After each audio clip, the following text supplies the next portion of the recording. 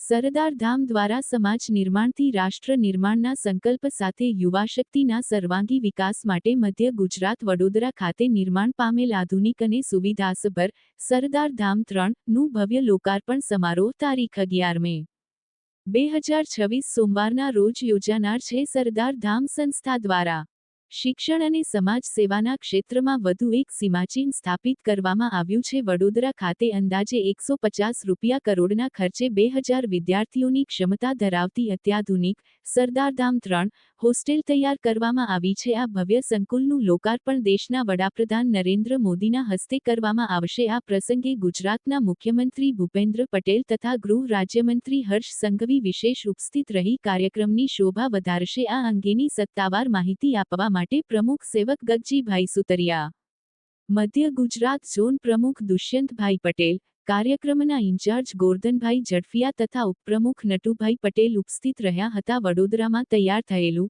સરદાર ધામ 3 માત્ર હોસ્ટેલ નથી, પરંતુ એક સર્વાંગી વિકાસ કેન્દ્ર છે। આ સંકુલમાં નીચે મુજબની આધુનિક સુવિધાઓ ઉપલબ્ધ કરાવવામાં આવી છે। આ પ્રોજેક્ટ એક અત્યાધુનિક અને વનમાં આપણે બેઠા છીએ। આમાં 2000 દીકરા દીકરીઓ રહે છે, 2000 દીકરાઓ રહે છે। બાજુમાં 3000 દીકરીઓનું સરદાર ધામ 2 છે। એવી જ રીતે સરદાર ધામ 3 2000 દીકરા દીકરીઓ માટે 150 કરોડના ખર્ચે ડોક્ટર દુષ્યંત કક્ષા શિક્ષક સંકુલ તૈયાર થઈ ગયું છે।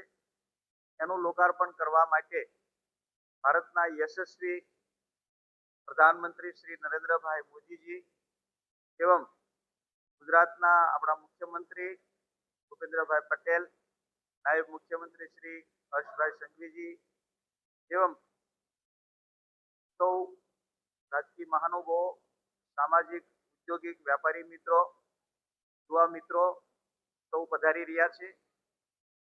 दोस्तों,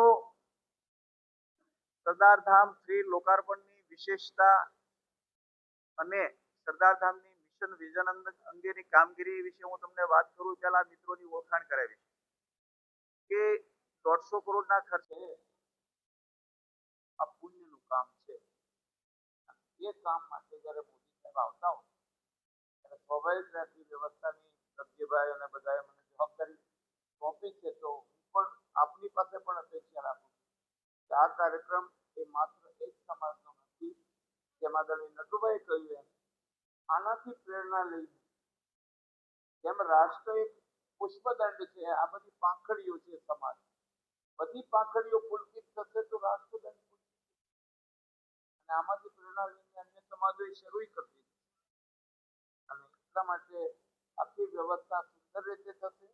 50,000 પાટીદાર સમાજનો વર્ગ, જેમાં ઇન્ડસ્ટ્રીયાલિસ્ટો પણ હશે, ખેડૂત પણ હશે અને ગાઈડન્સ વાળા આપણા મુખ્ય મહેમાન પંકજભાઈ પટેલ, આપણા મુખ્યમંત્રી, આપણા નાયબ મુખ્યમંત્રી અને સરકારના મંત્રીમંડળના સદસ્યો આ વ્યવસ્થાના ભાગરૂપે આપ સૌનો પણ અમે સહકાર માંગીએ છીએ કે આ કાર્યક્રમ ભલે પાટીદાર સમાજ કરી રહ્યો છે, પણ આ કાર્યક્રમ ગુજરાતનો છે। આમાં સર્વ શિક્ષા માટેની પણ વાત ગગજીભાઈ કરી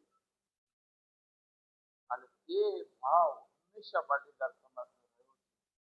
પાટીદાર સમાજ ગામડામાંથી પણ ખેતીમાં પેદા થતું હોય તો ગામને પણ આપતો રહ્યો છે, વિચારો અને વિઝન એ પણ આપતો રહ્યો છે। ધન્યવાદ।